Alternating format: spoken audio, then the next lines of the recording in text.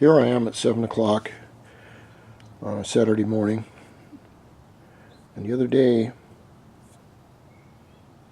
I was waking up about 3 o'clock in the morning, and I was thinking about the problem with the bike and the symptoms where the bike accelerates beautifully on the stand. It has a good takeoff, and then it stutters, and then it will get to high gear. I can feel it, but it's still stuttering. So I'm going, okay, it must be electrics, must be this.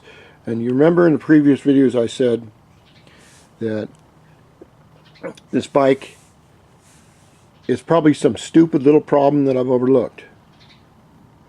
Now, if this is the problem, and I'm going to show you, you'll see this video. If not, you won't. But what I was doing when I changed the carburetor or whatever is I'll come over here and I'm looking at this fuel line and the little what do they call it? That red thing right there is the fuel shutoff. Okay, I thought, well, maybe maybe that's kinked or something like that. And then I thought, wait a second. The only time this bike acts rough is when my fat ass is sitting on it.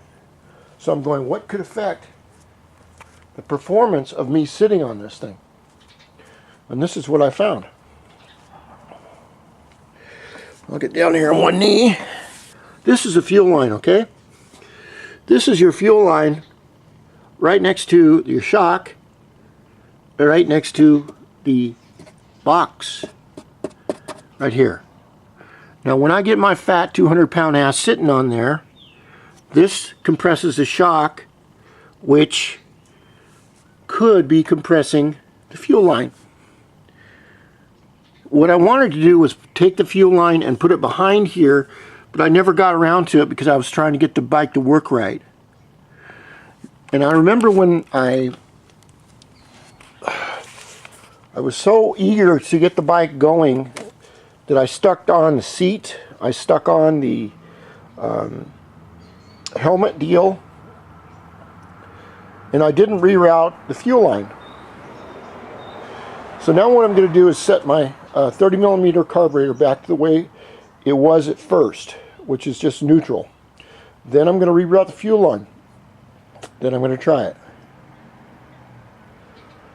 If this works,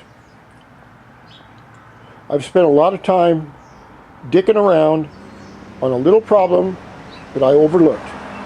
And this is what I mean about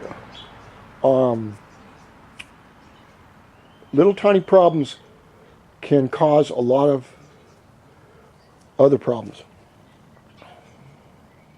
Now, since I don't, I can't see what everything looks like when I'm sitting on the bike, and I'm sitting in a chair right now, okay, but I can't really look up underneath here. And the whole fuel system thing is running right back up here. And I forgot about the shocks compressing. And that would make sense.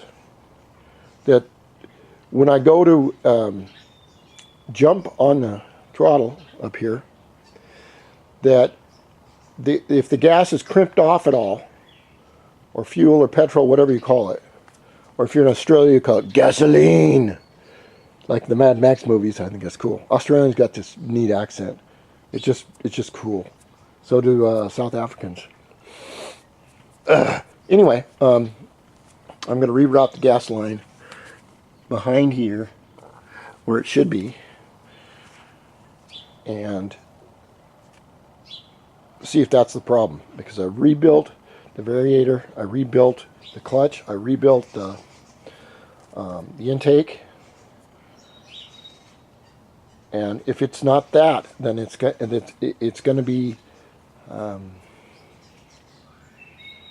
electrics. But it doesn't seem to be an electrical problem. It seems to be it's got enough gas and then it doesn't. It's got enough gas and doesn't. So we'll see, and hopefully I can get it running. It's just about, I'm just about to put this away for the year, so I'm glad you're coming to the state, but I'm going to have this in storage. The leaves are starting to turn yellow here. I don't know what Ohio's like, but I've probably only got a couple more weeks.